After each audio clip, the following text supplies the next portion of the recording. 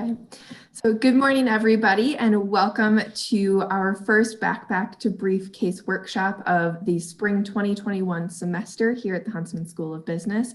We are here today with Talent Acquisition Manager Jamie from Keyence.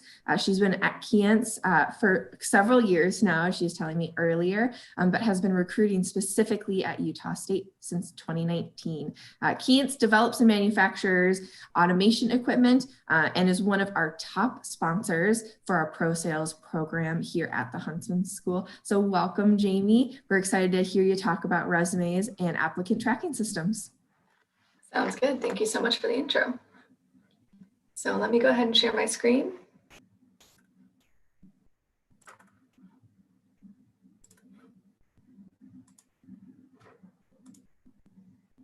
All right, let me know. Can you see that, Elise? Good. All right. Well, thank you so much. Just to get started, I'll do a quick introduction. My name is Jamie Wittman. I've been with Keyence since 2015, so going on 6 years this March. And I've been recruiting at USU since 2019. I absolutely love Logan, so thank you for always letting me come out there. It's a beautiful, beautiful, beautiful campus. And obviously I'm not used to the mountains. I'm here in Chicago. That's not something that I get to look at every single day, so I love that. I'm based in our Keyence America headquarters in Itasca, which is basically the greater Chicagoland area. So today's topic is mostly geared around applicant tracking systems and your resume. So I wanted to first just start out with sharing a little bit of information with you, and maybe my background and why I have some information to share. So first of all, as Elise mentioned, I'm the recruiting manager or talent acquisition manager for Keyence. In the last few years here, we actually transitioned to a new applicant tracking system. So part of that project was to research multiple different systems, speak with consultants, and figure out which one would be best fit for us. So personally, I've used 3 different applicant tracking systems, for multiple years. But I also looked at a couple other ones to learn the functionality so we could decide which one we wanted to move forward with. So first of all, what is an ATS? If anyone doesn't know, it's an applicant tracking system. That's what it stands for. Basically, the purpose of it is to allow employers to collect any recruiting information about you. That way they can decide if you'd be a good match for their openings. But more importantly, not only collecting information, it's also a way for them to basically track and communicate with you throughout the entire recruitment process. So I think the most important thing to understand about an applicant tracking system is the one functionality that almost every single one has, and that's what's called parsing. So if you've applied to positions so far, you've probably realized that when you upload your resume, which is usually the first step, it'll say, would you like to parse your resume? Probably most of you say yes, right? And what parsing means is it's going to help you fill out the application. It's a really, really nice functionality, but it has to be used wisely, and it still requires you to double check what it's doing for you. So the number one mistake I've seen in the past is a lot of students will say, auto-filling my information is wonderful. Everything looks great. It's already filled in all of these fields. I'm just going to go ahead and submit. That took me less than 2 minutes. That's probably true, but please don't do that. Okay. So parsing, again, is the auto-filling of your resume information into an application, hoping that it parses into all the correct fields, everything was spelled correctly, everything matched perfectly. Systems are awesome, but they're not perfect, okay? So just remember that. In terms of the resume, which I also want to share quite a bit of information with you here today, is that your resume is truly your brag book. So if you have one sheet of paper to give somebody else to say, here's why you should hire me, ideally you want it to be all of the best things about you, right? But it needs to be things that obviously you can speak on. So make your resume stand out, be proud of all of your accomplishments and everything you have listed on the resume, and truly use it as a brag book. One thing I'll tell you is that a resume is not just to get your foot in the door. A lot of people think if my resume is good, if it gets past the bot, perfect, I'm in. Reality is that's not actually true.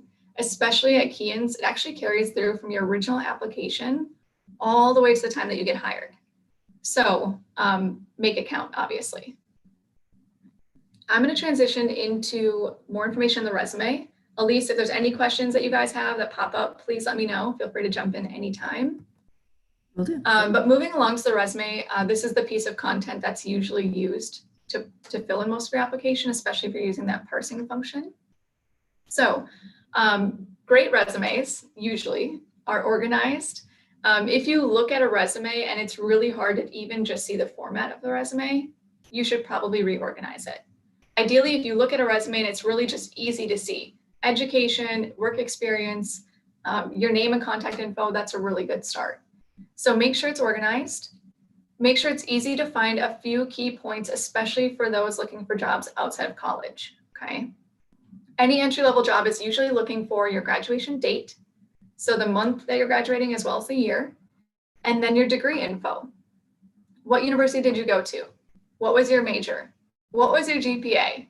No matter how good or bad your GPA is, please don't hide it. I will tell you there is some skepticism in a missing GPA. The first question is like, was it not good? Why wasn't it good? Why wouldn't they want to share their GPA? I will personally tell you, I didn't have a great GPA in college. I had a 2.9 GPA. And for me, it was like, it was okay. It was fine. But for employers, they don't always love a 2.9. So I learned that instead of not putting it on my resume, to put it on my resume and speak on what I could have done to get a 3.5 or 3.6 from my university. I will say I went to get my master's degree in 2016. I finished my master's degree and I ended with a 3.9 GPA. So it's very possible for your GPA to change depending on your actions and what your focus is. So no matter what your GPA is, be proud of it, okay? Be proud of it, be ready to speak on it, and be okay with it on your resume. That would be my suggestion for you. Another thing that's really important is an objective statement. So sometimes this is missing, but your objective statement is that little tiny, maybe 1 or 2 sentences at the top of your resume that tells people a little bit about you. It tells them what you're looking for. And usually I read that and can get a sense of who you are, right? So use your objective statement, make it something creative, make it unique. Just for example, what I've seen in the past is people might say, I'm looking for a position in marketing, for example. To me, that doesn't really tell me a lot, okay? Somebody else might say, I'm really unique, I'm very creative, I love the art of learning information and figuring out how I can sell it to somebody else or how I can gain other person's interest. They're telling me a little bit more about themselves. They're also saying they have a marketing degree, but there's more information that lets me learn just a little bit about who they are. So please put an objective statement and make it something that is unique, make it stand out. Another thing is, this is a really big point for myself, and I know a lot of hiring managers here at Keyence, but make sure that your information you have listed under any experience, it doesn't have to be work experience, it doesn't have to be leadership experience, it could be anything you've done. Make it concise and results driven. A lot of times we'll have bullet points like, just for example, filed papers for an office, okay? Filing away papers for an office, it's good experience, but it doesn't really tell me much. If you say that you were assigned to a project with 3 other members and you were able to generate 10% increase in sales, just for example, that's a really concrete thing that I can look at and say, wow, well, how did you do that? I can ask you good questions off of that resume. So make sure that you have concise, results-driven content. It will be really, really helpful for you as you speak on your resume. Moving over to some examples of not so great resumes. So things that always get me are mismatched objective statements. So if you apply to an entry-level sales role and you say, I'm looking for a position in marketing. Marketing and sales are similar, of course, but to me, I'm not sure if you're using the same resume for a different job application as you are for ours. So tailor your objective statement to what you're looking for. I've also seen people who submit a resume that says, looking for a marketing position with X company, because they tailored that resume to a certain position, but they forgot to update it for the new position that they're applying to. So please just read your resume, make sure it's a good fit for everything you're doing, not just, one position you're applying to and you keep using the same resume every single time. Either make it general, even though it's not my advice for you, make it general enough to apply to everything, or use the time to tailor to what you're applying to. I mentioned this a little bit earlier, but missing GPA or employment dates are really hard to follow. Especially employment dates. If you have something and you don't have any dates listed, we don't know if there's any gap in your resume. So I would always encourage you, throw that GPA on there, be proud of whatever you've achieved. There's probably, if you didn't do well, there's probably something you learned from that and you can speak on it and it will make you a really great candidate to say, look, I'm not super proud of it, but here's what I can do to do better. That's perfectly fine. And employment dates. If there's a gap in your resume, just be able to explain it. That's okay. Make sure that there's no spelling errors. Immediately, this tells us that you were too lazy to use the word review functionality. So please, please make sure there's no spelling errors in your resume. Formatting and graphics, I mentioned a little bit before, but graphics and formatting, some of it does not parse well actually into an applicant tracking system. So be really mindful of what you're putting on your resume. And if you've never parsed a resume before, I would encourage you to submit a job application. Even if you don't fully hit submit, you can go through the process and you can parse your resume and see how it fills in the actual application to determine if the formatting of your resume is good or is not good. So just be really careful if you're going to use the parsing function on the format of your resume. Some people think that graphs and photos and I don't know, all these unique ways to format your resume is really appealing. But I think you need to be careful of how you plan to use your resume and who is going to be the audience for you, and make sure that it makes sense to have all of that on your resume. Final point, I have advice for something not so great on your resume is to have experiences that you feel like you should put on there because maybe it's on the job description, but it's not something that you can speak on, right? Basically, your resume is something that interviewers should be able to use to ask you questions. And so if you can't speak on it, that's not going to be a good look when you're in the middle of an interview. So only list experiences that you're ready to share and speak on. Any questions so far? We do have a few. So Andrew asked, in an objective statement, is it more important to talk about yourself or what you're looking to do or roles you're looking to take? That's a great question. And I would say a perfect blend of both is, like, my general rule is 1 sentence about yourself, 1 sentence about what you're looking for. You don't really need more than 2 sentences, but it would be really good to say, like, here's who I am and here's what I'm looking for. Some companies I've heard, they actually only filter through resumes based on the objective statement.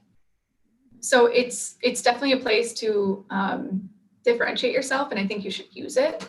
But make sure you use it wisely, right? So if they're only going to read that 1 or 2 sentences, and again, if that mismatches the job you're applying to, probably that resume is going to get tossed out really quickly. But that's a great question. Yeah, another question is, do all companies like objective statements? And are objective statements better for those companies that use ATS? So I guess I can't really speak on many companies if whether or not they like them, but I can say that I have 38 different office locations and I have 13 different divisions here at Keyence. And usually I'm working with 1 or 2 hiring managers for each of those unique opportunities. So for example, I report or work closely with about 150 different hiring managers, and the general consensus is you should have an objective statement. They like it. Now, parsing that into an applicant tracking system, usually your objective statement isn't going to parse into it. There's not really a field for it. Yeah. Usually what it's going to parse is more of your education dates education, dates, GPA, university. For work experience, it will parse like your title, your employment dates, things like that. But objective statement doesn't really get parsed into the resume usually, into the applicant tracking system usually. Are there any red flags that are raised when an applicant doesn't have an objective statement? I think maybe just from my perspective, I guess I won't speak for everybody, but from my perspective, it makes me feel like I'm not sure if you really want this job, because usually that's the part where you say, this is what I'm looking for. Mm-hmm. So if I'm myself and I was applying to, let's just say sales, for example, I'm applying to a bunch of different sales roles. If my experience is all the same, I don't think I can really understand what type of sales you want to work in, what type of company, what type of industry. I don't know why you want to do sales. I only know you have certain levels of experience.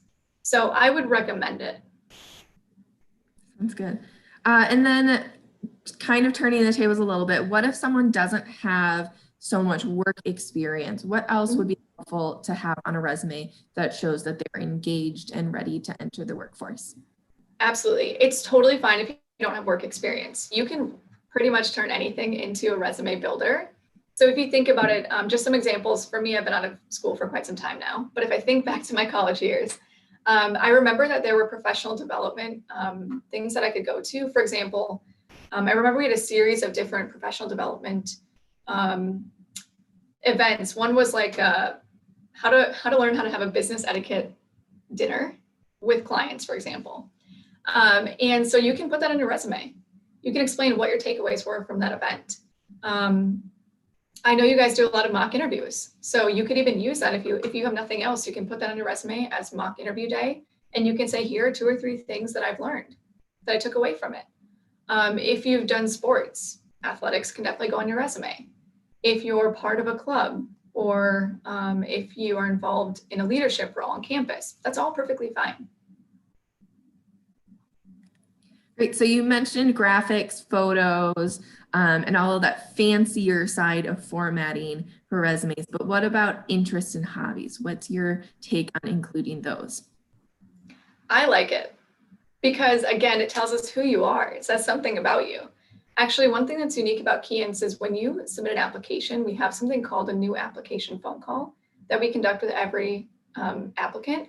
The main reason is to make sure you understand what you're applying to, and then meet one of the recruiters and talk with us and get to know us a little bit further before you go through the full recruiting process. Usually when I'm on those, I'm also asking you some questions to learn more about you. One of the questions I ask almost every single time is, what are your hobbies? What do you like to do outside of education? Because everyone's in school right now. Everybody that I'm meeting is in school usually, and they're getting ready for the workforce. So I'm like, what's different about you? And we love asking about your hobbies. So I'm all for it. Again, it's a way to differentiate yourself, and we can speak on it during the interview, and I can ask you, if I'm thinking about it from one perspective, right? If one of your hobbies is, I don't know, like snowboarding, for example, and you're like, I want to move to Austin, Texas. I'm like, okay, what if you can't fulfill that hobby? What are other things to keep you going? Just for example, it's still a talking point. It's still a good thing to have on there from my perspective. Awesome. How do you prioritize? So maybe a student has a lot of part-time work experience, is really involved on campus, has fantastic hobbies like snowboarding or skiing, might not have so much room on that one page. How do you suggest they prioritize? I would say balancing your resume is important. So having a little bit of everything, there's also certain things that you maybe don't need a ton of bullet points underneath. So for example, if I'm looking at a balanced resume, usually if I'm starting at the top, there's contact information, who you are, there's an objective statement, there's some sort of relevant work experience or leadership experience or something that you're able to speak on. There might be athletics, or there might be clubs that you're involved in, there might be interests or hobbies at the bottom. If you can fit all that on the paper, you don't need 6 bullet points under work experience. Make it 2 or 3 and add in your hobbies. So just balance your resumes is probably all you need to do. That's a really great piece of advice. Rishi asks, does putting certifications on resumes help if they are not so relevant to the position or if they might be expired?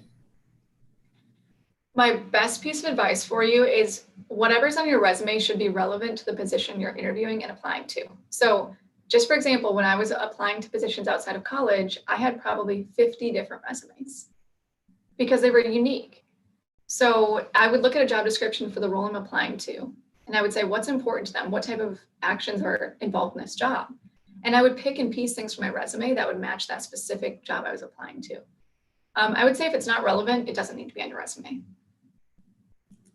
That's awesome. And so we're all caught up on our YouTube questions. Perfect. I'll move along, and if you guys have more questions, please let me know. Okay, so part of this topic was getting past the robot in the applicant tracking system. So I have a couple pieces of advice for you, and this may spark more questions, which would be great. Otherwise, I think the next slide might literally be, what are your questions for me? But my first piece of advice is use a resume that's organized and in chronological order. Apparently I can't say that word today. Especially if you're using the parsing function. Again, the reason being for that is usually it's going to take your contact information. It may or may not take an objective statement. It's going to take your education. So usually if you have 2 levels of education, it's going to take both of them. And if it understands the date or if it's in order, right? So if it's in order, your most recent should be at the top.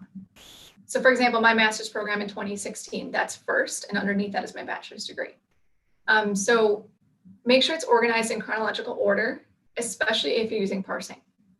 If you're not using parsing, you can pick and piece it, but I think from a person who's read many resumes, I would still prefer your most recent at the top. Number 2, so much more important than just your resume is to check every single entry on your application. I cannot tell you how many times I've seen things that are parsed incorrectly, or only the first 50 characters, for example, took in the parse. So if I see your application, I don't open your resume, it might just say, for me, my master's degree was in industrial and organizational psychology.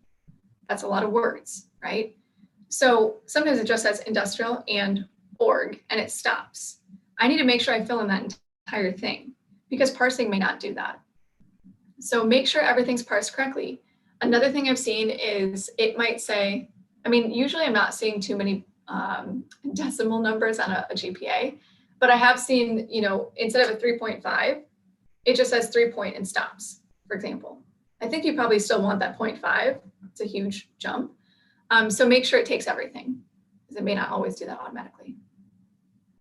Again, I've stressed this a little bit throughout this presentation, but I would strongly encourage you to update your resume for every specific role you're applying to. If you're a student who's not sure if you're going to pursue sales or marketing and you're applying to both, the roles are still different. So if you just say, I'm looking for a job in sales or marketing, and here's my experience, you're using that same resume for almost every single position, probably. It's not specific to what you're applying to. And so from an employer perspective, sometimes it can be seen as lazy, like you didn't want to take the time to kind of look into the job further and tailor your resume. Or we may think you're just applying to everything that fits your resume to see what sticks. And that's also not the best, most ideal situation for an employer to think, oh, they're just applying to everything. So the more specific your resume is to the job you're applying to, it immediately makes us feel like you're more sincere about that job application. So that's a huge piece of advice that I would definitely recommend you all pick up on. I will say you can include keywords from the job description. I think it's wise, but only if you can back them up. I've had a lot of people interview with a bunch of keywords that match exactly what we're looking for. But I asked them about the keyword and they don't have an example. They cannot back it up. So please make sure to input keywords if you're ready to speak on them. If you're not, don't use those keywords. Don't add them to your resume. Again, keywords are also in the job description, which means they're different by position you're applying to. There's kind of a theme here that job descriptions are usually unique to the role and the company, and your resume should also be unique to the role of the company that you're applying to. So I'm going to go to the next slide. I wanted to share a little bit with you about why I might be credible enough to answer a few of your questions. And it's because I've interviewed over 1,000 people in person and or virtually at Keyence. That number is probably far exceeded 1,000, but just to be safe, I said 1,000 plus. So that's specific interviews, 30-minute sessions where I'm asking questions. This probably doesn't even touch my on-campus engagements. This would be like a final interview for Keyence. Also, one thing unique about Keyence, and I shared this with Sterling yesterday, is that we actually don't use a bot to screen out resumes. We actually want to hand look at every single resume that comes across our applicant tracking system. And actually throughout our process, we look at your resume about 3 to 4 different times. So I've screened probably tens of thousands of resumes, and hopefully I can give you some advice on what I've seen in the past and what our directors would definitely prefer. So this is my last slide for you aside from contact information, but if you have any questions, please let me know. So let's go ahead and throw up your contact information so we can, so folks can see it throughout and asking questions. But Caden does ask, how long should a resume be? I've heard no longer than 1 page, but as you get more experience, you want to share that as well. Definitely, from my perspective, should not be longer than 1 page. 1 page is all you need. If you go to a career fair, for example, you have a 1-page resume, you say, here you go, and I'll be able to use that to ask you questions. The 1-page rule keeps it relevant. So if you're applying to any position, I think for the most part, including only what's relevant or recent, you don't need more than 1 page. Now, for the most part, you all are entry level and or probably not like an executive level. I'm guessing that's applying for a role. So I don't think more than 1 page should be needed at all. That's great. How do you know if a company is using an applicant tracking system? What are those key indicators? Yeah, that's a good question. For the most part, if you're creating a sign-in, like if you go to our system, for example, if you go to our careers page and you say like apply now, and it says, okay, great, can you create a profile? Usually that means they're using an applicant tracking system in general.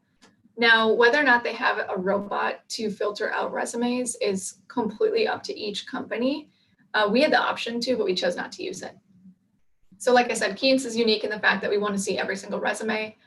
We want to really vet every single candidate for who they are.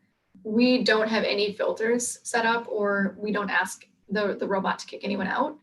I don't know, maybe as we grow as a company, maybe someday we'll be big enough to need that. But for the most part, if you're creating a sign-in, they're probably using an applicant tracking system. And if they're asking you screening questions like, do you have these type of skills, or check all that apply, for example, check whatever, check all that apply to you. In that case, they might be using a robot, but it's not guaranteed. Sure. So Taylor asks, for marketing specifically, is it better to have more of a cut and dry, clean and simple resume, or having that more colorful and design-centered resume? That's a great question. I think depending on the marketing role you're doing, I would lean towards probably a more designed resume for someone who is going into a marketing field. For example, we have corporate marketing department here at Keyence, and their job is to market the company, use creative strategies, find ways to engage with anyone who might click on our content. In that case, a more fancy resume is applicable. For our sales positions, just cut, clear, concise is preferred. Is there any specific magic number for bullet points for each work experience? I don't think there's a magic number. I would say that as an employer, I probably read like 3 to 4, maybe 5. But if you have like 10, I mean, I probably don't make it through like number 8 through 10, because I'm trying to just really get a good grasp of what you're doing, but I'm also usually interacting with you. So I would say like picking your best 4 or 5 bullet points is probably ideal. Perfect. So we mentioned graphics and stuff, but what about file type for like uploading your resume? Is there a preference? There is a preference. I'm glad you asked that question. I never even thought about that, but yes, there is a preference. Actually, PDF is best. PDF is best because a Word document, I mean, my advice is make your resume in Word and then convert to a PDF. But if you think about it, if a Word version gets elsewhere, I don't know, somebody gets their hands on it, technically they can edit that, or you can edit it and you can leave it unedited or unfinished. But usually when you take your Word version, you convert it to PDF, it's really clean, clear, looks really professional, easy. So I would always say PDF is best, but make it in Word, use spell check, do all that good stuff first. Yeah. So we have a student that asked, what type of background is ideal for tech sales specifically? Do you need to have more of an MIS or a computer science background? Yes, interesting that you asked that question. I think the most misleading thing about Keyence is that we are tech sales. The reason I say that is because from a pure job perspective, it is technical sales. You're selling a technical product. However, our products are meant to be easy to use, easy to learn, and simple. We actually hire probably 85% of our tech sales roles are business, marketing, communication, psychology, any of those fields. There's probably only 2 divisions at Keyence that are highly technical and use more of that technical degree, such as engineering, industrial distribution, engineering technology, technology management, things like that. So you definitely don't need a technical degree to work at Keyence. Awesome. So we talked about some of the specific common mistakes when using or having a resume and transferring that over to an ATS, but what are some of those higher level mistakes that you've seen in your time recruiting? Specifically on the resume, right? Mm-hmm. Yeah. I think the higher level mistakes are putting things on there that you can't speak about, because it's not a good look to be in the middle of an interview and have like for our example, our final interviewers are national directors. They're C-level executives. So having them pick out something that you chose to put on your resume, having them pick that out and ask you about it, and you have no example, you have no way to speak on it, it almost feels like a fake resume. So I think putting stuff on there you can't back up is probably the biggest high-level mistake to make, or intentionally leaving something off of the resume with hopes they won't ask you about it. We've also had that situation happen where, just for example, somebody had, there's lots of examples, but let me just pick one. Somebody had 2.6 GPA, for example. They didn't want to put on their resume, just thought it would never come up in conversation, whatever. And so the interview gets going and we really like the candidate. And we finally are like, wait a minute, GPA is missing. What was your GPA? And they say, oh, it's a 2.6. Like, okay, why is it not on your resume? Well, I didn't want to put it on my resume because of XYZ excuse is why I had that GPA and blah, blah, blah, blah, blah. So instead of supporting their GPA and speaking about it, they just wanted to sweep it under the rug. That's not a good look either. So for Keyence, we totally understand things happen. Myself, I'm not even proud of all of my undergrad experiences or GPA or things like that. I could have definitely done better if I would have applied myself more at that point in time. But I'm self-aware enough to say, you know what, I could have done that better and I didn't. Here's the reality. Here's my honest truth. And here's what I'm doing now, right? We'd rather just know that.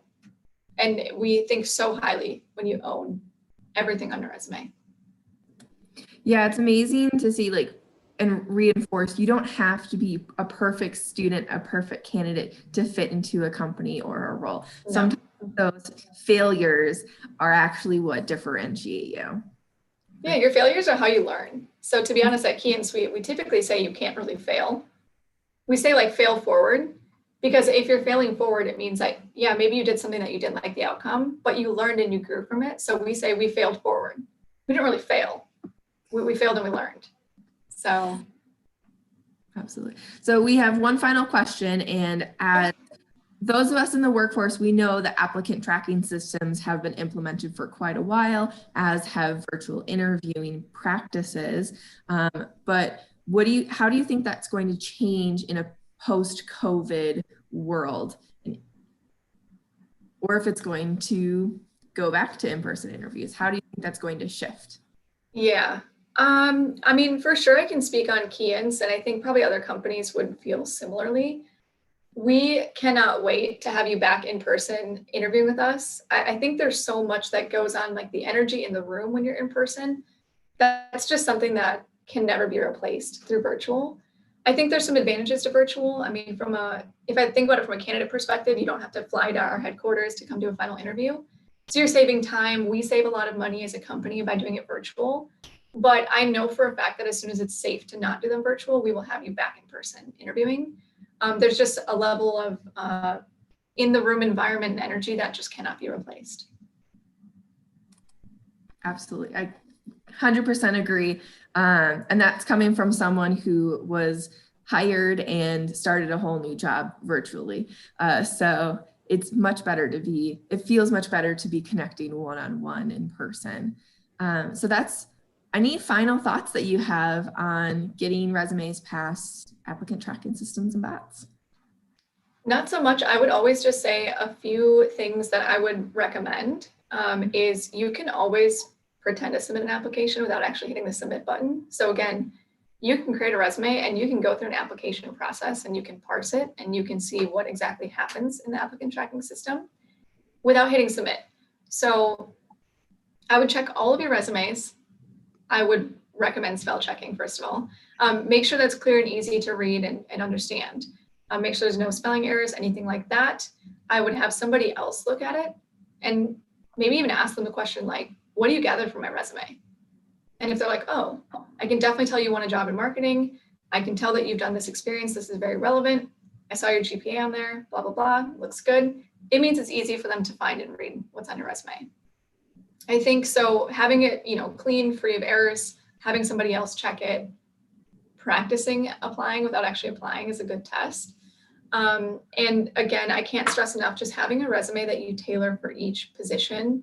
You don't have to tailor everything. It shouldn't take you more than 10 minutes. But that objective statement should look different almost every time. The bullet points underneath your experience should be relevant to the job you're applying to.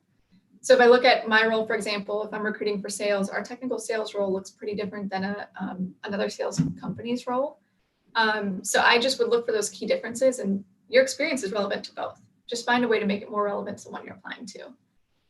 But other than that, I think just ask for someone's opinion or advice if you need it. Don't feel like you can't ask for help. But there's a lot of career coaches and a lot of people that are willing to help you, so take advantage of it. I was just about to mention that's a great time to plug the FJ Management Center and our wonderful career coaches that we have on campus. So thank you so much, Jamie. It's been really great having you join us today. We love working with you and with Keyence, particularly in our marketing and sales side. A reminder for our viewers that registration for our 2021 mock interview day is up and running. Not only do you want to register for the event, but you also want to sign up for interviews. We suggest 3 to 4. You can research the companies that are joining us.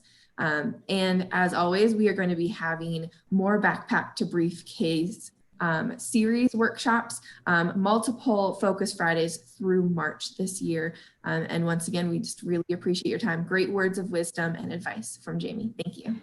Thank you so much for having me.